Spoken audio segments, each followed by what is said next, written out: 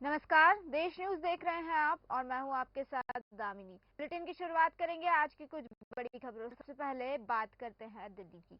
दिल्ली में आज कांग्रेस की वर्किंग कमेटी की बैठक होगी और कुछ रिपोर्ट्स के मुताबिक मीटिंग में महिला आरक्षण अधिनियम और जाति आधारित जनगणना जैसे मुद्दों पर चर्चा होगी। इसके साथ ही मणिपुर में हो रही हिंसा के बारे में भी चर्चा हो सकती है। हालांकि अभी तक आधिकारिक पुष्टि नहीं हुई है कि किन किन मुद्दों पर चर्चा होगी और ये मीटिंग किन मुद्दों को लेकर बुलाई गई है।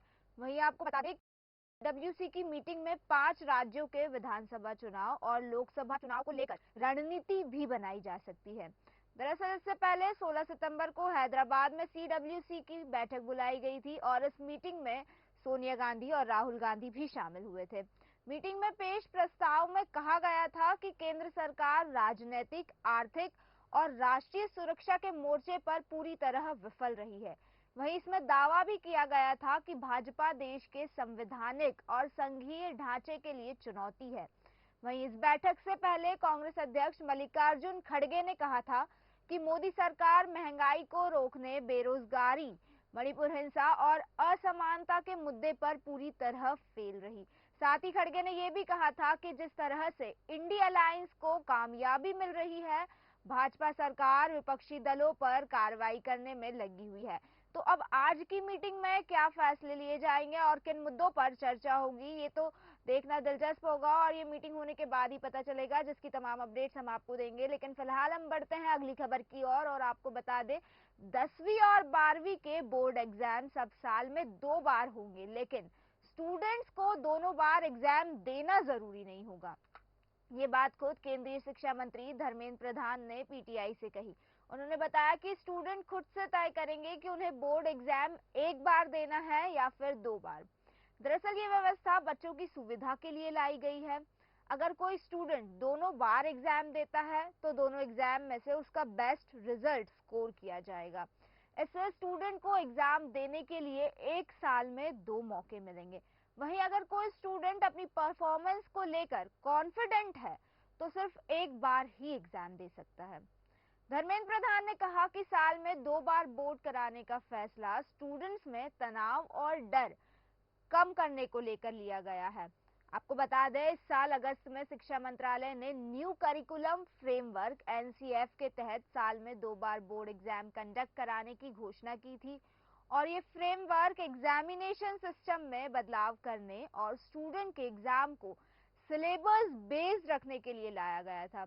अब इस बात पर बात करते हुए धर्मेंद्र प्रधान ने कहा कि एनसीएफ 2023 के लागू होने के बाद उन्होंने कई छात्रों से इंटरैक्ट किया और स्टूडेंट्स इस पॉलिसी से खुश है। साथ ही उन्होंने कहा कि हम कोशिश करेंगे कि 2024 से ही साल में 2 बार बोर्ड एग्जाम करा सके। वहीं शिक्षा मंत्री प्रधान ने कहा कि अगर 10वीं और 12वीं के स्टूडेंट्स अपने बोर्ड के रिजल्ट को लेकर निराश हो जाते हैं, इस व्यवस्था से ऐसे स्टूडेंट्स को दूसरा मौका मिल जाएगा जो किसी वजह से अच्छा स्कोर न कर पाए हो। ये अल्टरनेट सिस्टम हम सिर्फ बच्चों का तनाव कम करने को लेकर ही ला रहे हैं।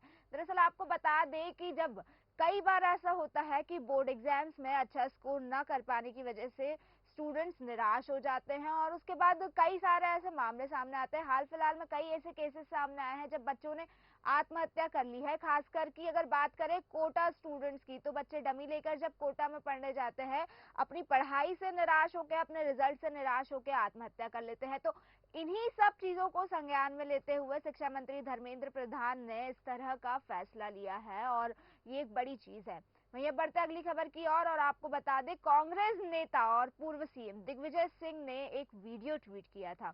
इस वीडियो में उन्होंने एक दाढ़ी वाले चेहरे के कार्टून के साथ 10 सिर बनाए थे और उसमें बेरोजगारी, महंगाई, आतंकवाद, भ्रष्टाचार जैसे तमाम टैग हर चेहरे के ऊपर लगाए थे।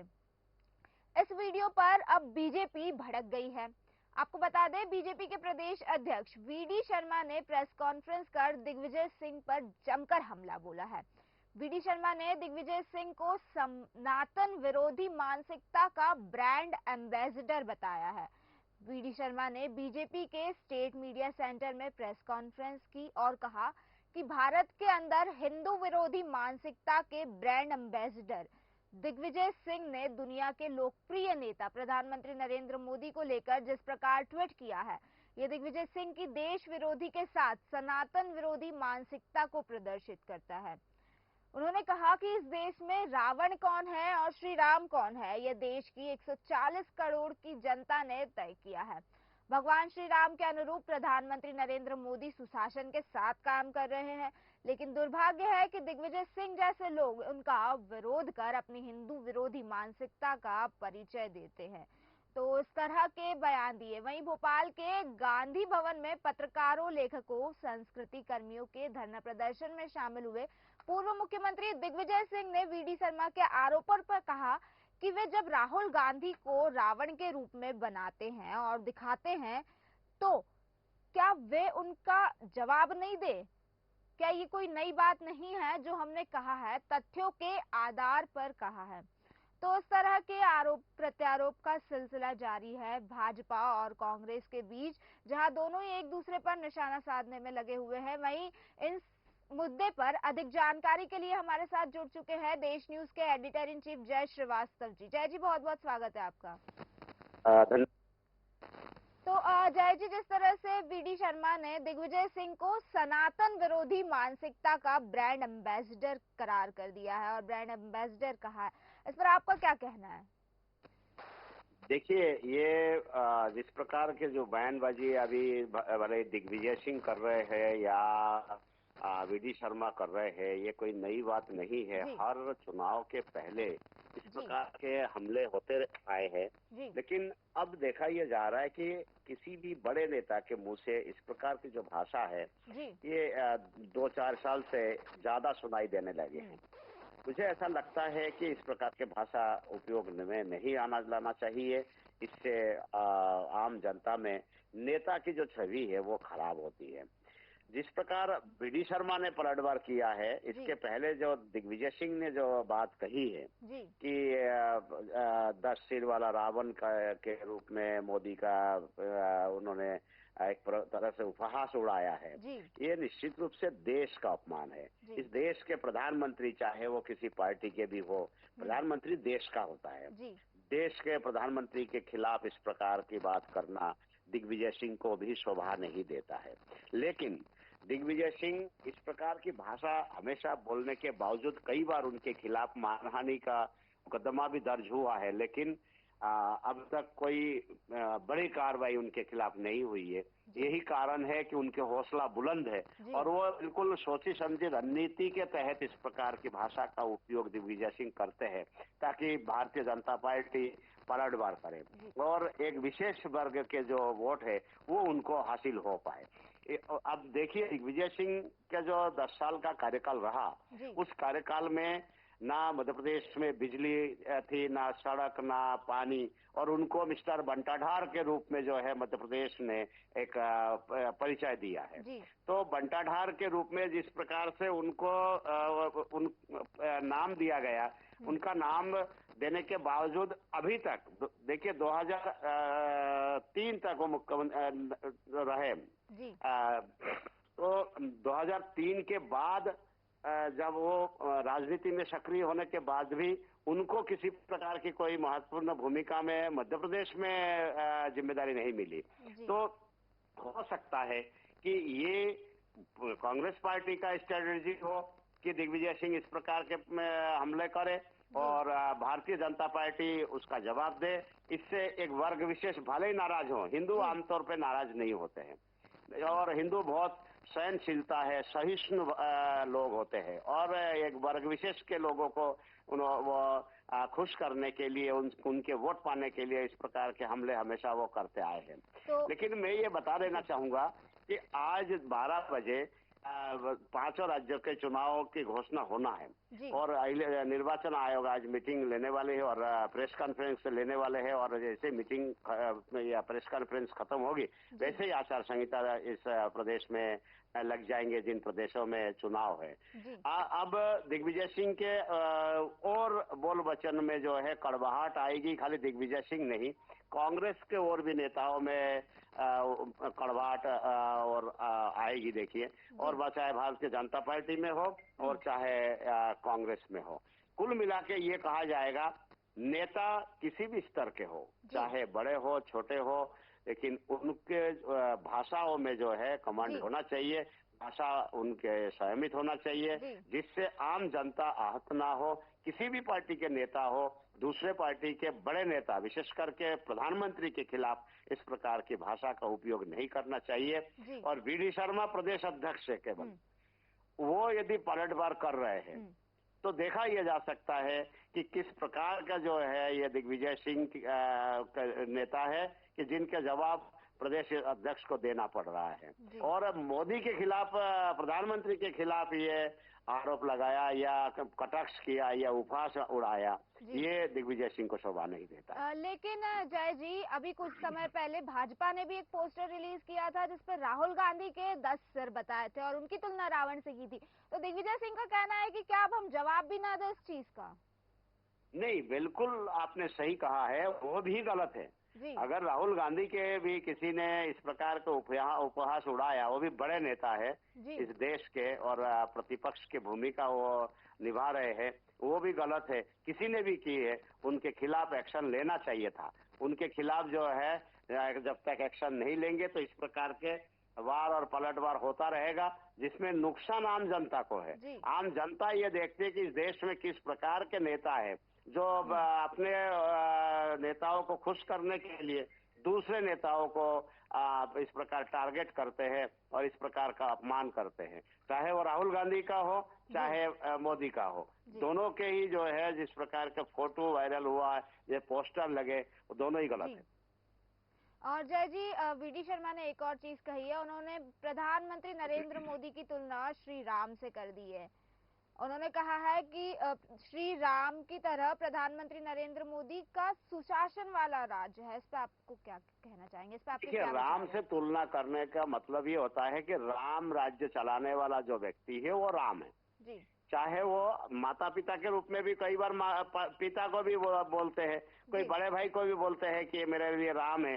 तो राम का मतलब होता है बिल्कुल अच्छा राम राज्य लाने वाला जी। मर्यादित पुरुष जो बोला जाता है राम को, तो जो भी मर्यादित होगा उनको राम का संज्ञा दिया जा सकता है। तो ये राम के स्वरूप के लिए तो कहा जा सकता है कि राम से तुलना की जा सकती है, इसमें कोई गलत नहीं है। आए दिन हर किसी के जो है राम से तुलना करते ही है, लेकिन राम के बराबरी के बात करना गलत है। और वी.डी. शर्मा, जहां तक मैंने उनके स्टेटमेंट सुना है, उन्होंने राम के बराबरी की किसी प्रकार की बात नहीं की। हमारे लिए राम है ये बोलना कोई गलत नहीं है, ये आमतौर पर प्रचलित भाषा है। अगर कोई अच्छा काम कर रहे हैं, मर्यादित पुरुष है, तो वो उनके लिए कहा ही जाता है कि यार ये राम है। और जो अच्छा राज्य के प्रशासक है, वो भी उनके लिए भी कहा जाता है कि देखिए ये राम राज्य संचालित करने वाला व्यक्ति है और राम राज्य जैसे चला रहा है और राम जैसे जो है राज्य को चला रहे हैं। तो ये कोई गलत नहीं है, राम के बराबरी करना हमारे लिए राम है ये बोलना कोई गलत नहीं है। राम जैसे है बोलना आमतौर पे जायज है, इसमें कोई बड़ी बात नहीं है।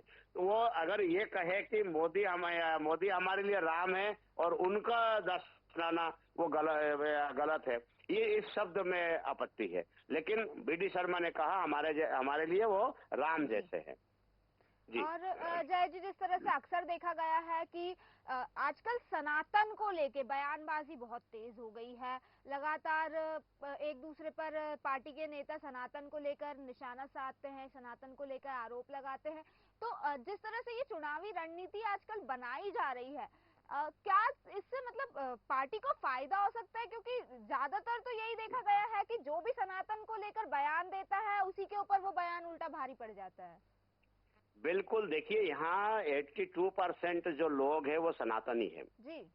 इसी कारण से जो है वो उनके ऊपर भारी पड़ता है। लेकिन एक बात मैं आपको दामिनी बता देना चाहूंगा कि सनातनी जो है वो बहुत सहिष्णु लोग हैं, वो आक्रामक नहीं करते, आक्रामण नहीं करते।